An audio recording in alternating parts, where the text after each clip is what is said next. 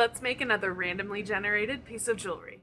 Today's numbers are drawer 3, impression die 21. I typically start from the left side, but this commenter requested we start from the right. Here is the die we've chosen. It has 2 designs on it, this little tiny turtle, and then this shell design. It's sort of a strange looking shell in the negative. Let me press some silly putty into it so you can see what it looks like in the positive. Here's what the shell looks like. You can see on each of the spirals, I guess, there's this textured background and it's sort of recessed. I'm going to try something that you haven't seen me do before, and that is opal inlay. First thing, I head over to my 2010 hydraulic press, press the design. You can see I didn't capture all of the detail, so I anneal it, press it again. And then once I have everything, I use my jeweler's saw to trim around the outside of the shell. To clean up the edges, I use different sanding discs. I really want those edges nice and smooth. I want to deepen the recessed areas where I'm going to add the opal inlay. So I am using just a variety of different carving tools.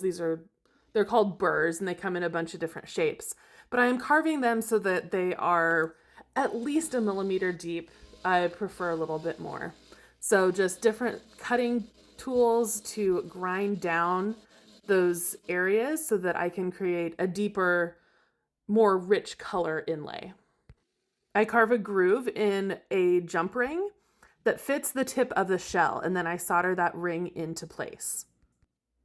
And these are the colors that I'm going to use for the opal inlay.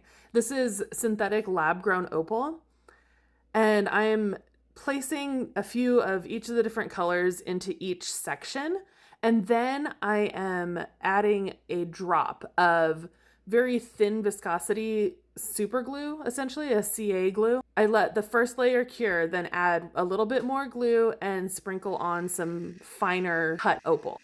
After everything is cured, I grind down the surface using a diamond cutter. Once everything's flush, I go back and fill in any tiny pinholes that may exist. I add some more super glue and then let that cure and continue to sand and polish through progressively finer grits of abrasive paper up to about 5,000 grit.